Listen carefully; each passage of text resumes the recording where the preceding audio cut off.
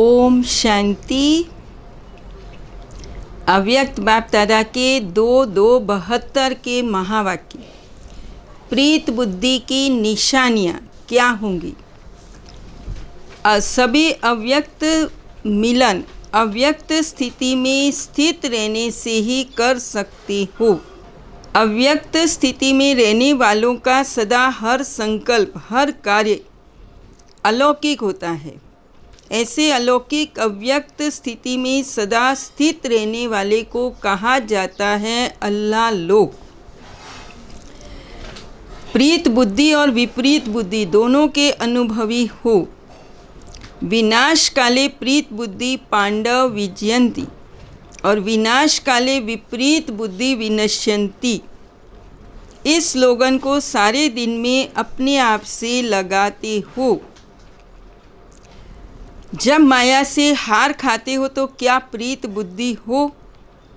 प्रीत बुद्धि अर्थात विजय। जब दूसरों को सुनाते हो विनाश काले विपरीत बुद्धि मत बनो, प्रीत बुद्धि बनो तो अपने को भी देखो। इस समय हम प्रीत बुद्धि हैं। प्रीत बुद्धि वाला कब श्रीमत के विपरीत एक संकल्प भी नहीं उठा सकता। अगर श्रीमत के विपरीत संकल्प व वचन होता तो क्या उसको प्रीत बुद्धि कहेंगे? प्रीत बुद्धि अर्थात बुद्धि की लगन व प्रीत एक प्रीतम के साथ लगी हुई हो। प्रीत बुद्धि वाले सदैव बाप के सन्मुख रहने के कारण उनके मुख से उनके दिल से सदैव यही बोल निकलते, तुम्ही से खाऊं, तुम्ही से बैठूं, तुम्ही से बोलूं, तुम्ही से सुनूं, तुम्ही से सर्व संबंध निभाऊं, तुम्ही से सर्व प्राप्ति करूं। उनके नैन उनका मुख न बोलते हुए भी बोलते हैं। एक ही लगन में एक रस स्थिति वाले, जैसे साकार रूप में साकार देश में वरदान भूमि में जब सन्मुख आते हो, जैसे सुना वैसे ही सदा प्रीत बुद्धि का अनुभव करते हो। जिसके सन्मुख है ही सदा बाप दादा, तो जैसे सूर्य के सामने देखने से सूर्य की किरणें अवश्य आती हैं, इसी प्रकार अगर ज्ञान सूर्य बाप के सदा सन्मुख रहो तो ज्ञान सूर्य के सर्व गुणों की किरणें अपने में अनुभव होंगी। जो सदा बाप को सन्मुख अनुभव करते उन्हों की सूरत पर क्या दिखाई देगा, जिससे आप स्वयं ही समझ जाएंगे ये सदैव बाप के सन्मुख रहता है। बुद्धि में मनन करने की शक्ति आ जाएगी। एक तो उनकी सूरत पर अंतर्मुखता की झलक रहती है, दूसरा अपने संगम युग की और भविष्य की सर्व स्वमान की फलक रहती है। ऐसे को हर्षित मुख के साथ अंतर्मुख भी दिखाई देंगे।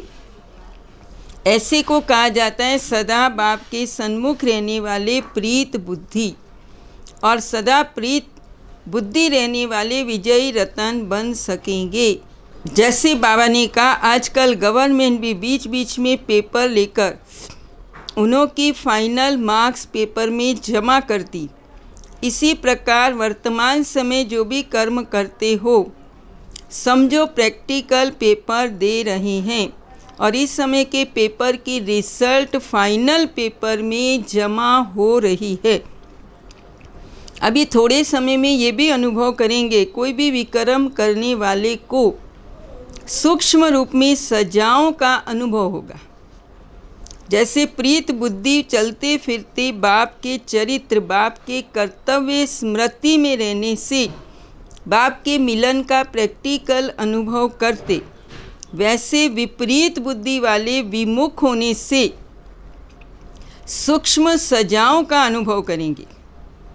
उनके सीरत से हर एक अनुभव कर सकेंगे। इस समय ये आत्मा सजा भोग रही है। कितना भी अपने को छिपाने की कोशिश करेंगे लेकिन छिपा नहीं सकेंगे।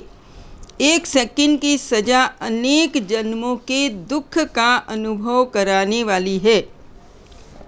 जैसे बाप के सन्मुख आने से एक सेकंड का मिलन आत्मा के अनेक जन्मों की प्यास बुझा देता, ऐसे विमुख होने वाले को अनुभव होगा। फिर उन सजाओं से छूटकर अपनी स्टेज पर आने में बहुत मेहनत लगेगी। तो बाबा वार्निंग दे रहे हैं, अब परीक्षा का समय चल रहा है। इस कर्मों की इतनी गुह्य गति है, इसलिए सूक्ष्म सजाओं से बचने के लिए अपने से ही अपने आप को सदा सावधान रखो। अब गफलत न करो। एक का 100 गुना लाभ मिलता है और एक का 100 गुना दंड भी मिलता है। तो बाबा ने कहा, मैं जो हूँ जैसा हूँ ऐसे मानकर चलेंगे तो क्या स्थिति होगी। देह में विदेही, व्यक्त में अव्यक्त, चलते फिरते फरिश्ता व कर्म करते कर्मातीत। क्योंकि जब स्वयं को अच्छी तरह जान और मान लेते तो जो स्वयं को जानता है उस द्वारा कोई भी संयम अर्थात नियम ऊपर नीचे नहीं हो सकता। संयम को जानना अर्थात संयम में चलना। स्वयं को मान करके चलने वाले से स्वतः ही संयम साथ साथ रहता है। जो कर्म करता, जो बोल बोलता, जो संकल्प करता, वही संयम बन जाता। जैसे साकार में स्वयं की स्मृति में रहने से जो कर्म किया वही ब्राह्मण परिवार का संयम हो गया। हर कर्म संयम बन जाता और साथ समय की पहचान भी उनके सामने सदैव स्पष्ट रहती है। इसलिए गाया हुआ है, जो कर्म मैं करूँगा मुझे देख सभी करेंगे। जब स्वयं की स्मृति में सदा रहते तो नेचुरल हो जाता। इसको कहा जाता है संपूर्ण निश्चय बुद्धि, फॉलो फादर करने वाले। सबसे बड़े से बड़ा मेहनत का त्याग, ज्ञान का अभिमान व बुद्धि का अभिमान। पुराने संस्कारों का त्याग भी क्यों नहीं होता है, उसका भी कारण देह अभिमान। जो देह अभिमान का त्याग, वो हर सेकंड देह का आधार लेते रहना, लेकिन यहाँ सिर्फ रहते हुए न्यारा बनना। इसी कारण हर सेकंड देह के साथ आत्मा का गहरा संबंध होने कारण देह का अभिमान भी बहुत गहरा हो गया। अब इसको मिटाने के लिए मेहनत लगती है, क्योंकि जितना त्याग करेंगे उतना ही भाग्य प्राप्त करेंगे। वर्तमान समय में व भविष्य में भी संगम युग के त्याग व प्रत्यक्ष रूप में भाग्य क्या मिलता है। सतयुग में तो मिलेगा जीवन मुक्ति पद, अब क्या मिलता है। संगम युग में त्याग का भाग्य बड़े ते बड़ा यही मिलता है कि स्वयं भाग्य बनाने वाला अपना बन जाता है। ये सबसे बड़ा भाग्य हुआ ना, जो स्वयं भगवान अपना बन जाता। देहभान का त्याग करने से, देही अभिमानी बनने से पहली प्राप्ति निरंतर बाप की स्मृति में रहते, अर्थात हर सेकंड के त्याग से हर सेकंड के लिए बाप के सर्व संबंध का, सर्व शक्तियों का अपने साथ अनुभव करते हो। जो ना संकल्प ना स्वप्न में था वो प्राप्ति हो रही है। इसको कहा जाता है भाग्य। स्वतः ही मिलने का असंभव से संभव हो जाता, न उम्मीदवार से उम्मीदवार हो जाते, इसको कहा जाता है भाग्य। पुकारते तो कुछ और थे कि हमको सिर्फ अपना कुछ न कुछ बना लो, इतना ऊंच बनने नहीं चाहते थे। संगम युग का श्रेष्ठ भाग्य इसी त्याग से मिलता है। सदैव ये सोचो, अगर देह भान का त्याग नहीं करेंगे तो देही अभिमानी का भाग्य बना नहीं सकेंगे। विधाता द्वारा मिली हुई विधियों को सदा अपनाना, जिससे वृद्धि भी होगी और सिद्धि भी होगी। वृत्ति सदा भाई भाई की रहनी चाहिए। बच्चों के स्नेह में माँ तन का भी त्याग करती है। विकारों के स्नेह में अगर अपनी शुद्ध बुद्ध का भी त्याग, तो अपने शरीर का भी त्याग किया। जब देहधारी के संबंध के स्नेह में अपना ताज, तख्त, अपना असली स्वरूप सब छोड़ दिया, तो जब अभी बाप के स्नेही बने हो, तो क्या ये देह अभिमान का त्याग नहीं कर सकते? बाबा ने कहा। अब बाप जब कहते हैं और बाप से सर्व संबंध जोड़े हैं, तो क्या बाप के स्नेह में ये उल्टा देह अभिमान का त्याग कोई बड़ी बात है? छोटी बात है ना? तो 1 सेकंड में कर देना चाहिए। यहाँ तो सदा काल का संबंध और सर्व संबंध, सर्व प्राप्ति का संबंध, तो यहाँ 1 सेकंड भी त्याग करने में देरी नहीं करनी चाहिए। बाबा ने कहा सतयुग त्रेता में निर्विकारी थे, जो बाप के गुण, ज्ञान का सागर, सुख का सागर, शांति का सागर, पर आप स्वरूप तो हो ना, जो आत्मा के निजी गुण है, शांति स्वरूप। अनादि और आदि संस्कारों को सोचो तो क्या होगा? मध्य के संस्कार बीच बीच में जो प्रज्वलित होते, वो मध्यम हो जाएंगे, अर्थात ढीले हो जाएंगे। सदैव अनादि और आदि को ही सोचो। जैसे संकल्प करेंगे वैसी स्मृति रहेगी, और जैसी स्मृति रहेगी वैसी समर्थी हर कर्म में आएगी। इसलिए स्मृति को सदैव श्रेष्ठ रखो। ये संगम युग ही है जिसमें भाग्य बना सकते हो, जितना चाहो बना सकते हो। अब नहीं तो कब नहीं, ये स्लोगन स्मृति में रखो। वो लोग तो स्थूल धन में कम खर्च वाला नशीन बनने का प्रयत्न करते। आप लोगों के लिए संगम युग में कितने प्रकार के खजाने हैं? समय, संकल्प, श्वास, अविनाशी ज्ञान रतन का खजाना, और 5वां स्थूल खजाने से भी इसका संबंध है। ये चेक करो।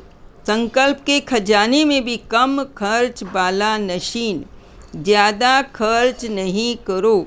संगम युग का इस समय को अगर व्यर्थ न खर्च किया, 1-1 सेकंड में अनेक जन्मों की कमाई का साधन कर सकेंगे।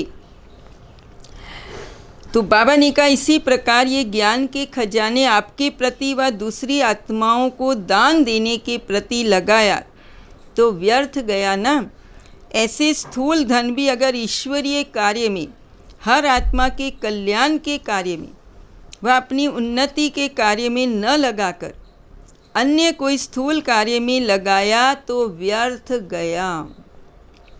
क्योंकि अगर ईश्वरीय कार्य में लगाते हो तो ये स्थूल धन 1 का लाख गुना बनकर प्राप्त होता है। अगर 1 व्यर्थ गंवाया तो लाख व्यर्थ गंवाया। इस प्रकार जो संगम युग का सर्व खजाना है, उस सर्व खजाने को चेक करो। कम खर्च वाला नशीन। बाबा ने कहा जो अलबेले होते हैं वो व्यर्थ गंवाते, और समझदार होते, नॉलेजफुल होते, सेंसिबल होते, वो एक छोटी चीज़ भी व्यर्थ नहीं गंवाती। कोई भी स्थूल धन, अगर स्थूल धन नहीं है तो जो यज्ञ निवासी हैं उनके लिए ये यज्ञ की हर वस्तु ही स्थूल धन के समान है। अगर यज्ञ की कोई भी वस्तु व्यर्थ गंवाते हैं तो कम खर्च वाला नशीन नहीं कहेंगे। तो बाबा ने कहा जो प्रवृत्ति में रहने वाले स्थूल धन से अपना ऊंच पद बना सकते, वैसे यज्ञ निवासी भी अगर यज्ञ की स्थूल वस्तु कम खर्च वाला नशीन बनकर यूज़ करते हैं अपने प्रति व दूसरों के प्रति, उनका भी इस हिसाब से भविष्य बहुत ऊंचा बनता है। ऐसे नहीं स्थूल धन तो प्रवृत्ति वालों के लिए साधन है, लेकिन यज्ञ निवासियों के यज्ञ की सेवा भी यज्ञ की वस्तु की इकोनॉमी रूपी धन स्थूल धन से भी ज़्यादा कमाई का साधन है। इसलिए बाबा ने कहा कम खर्च वाला नशीन बनो, व्यर्थ से बचो, समर्थ बनो, लीकेज को चेक करो, बहुत होशियारी चाहिए। बाबा ने कहा कई बार लीकेज तो मिलती नहीं, बहुत होशियार होते हैं, नॉलेजफुल होते हैं, वो लीकेज को कैच कर सकते हैं। इसलिए बाबा ने कहा आप कितने भाग्यशाली हो, एक तो बाप मिला, दूसरा भविष्य बनाने के लिए निर्बंधन हो, तो कितनी खुशी होती है। संगम युग में लौकिक सुहाग का त्याग श्रेष्ठ भाग्य की निशानी। आत्मा की प्रवृत्ति में ये संबंध नहीं, प्रवृत्ति में संबंध में तो नहीं आते हो, प्रवृत्ति में रह आत्मा के संबंध में रहते हो तो अपना डबल भाग्य बना सकते हो। प्रवृत्ति में रहने वाले भी अपना भाग्य बना रहे हैं। अच्छा, ओम शांति, ओम शांति, ओम शांति।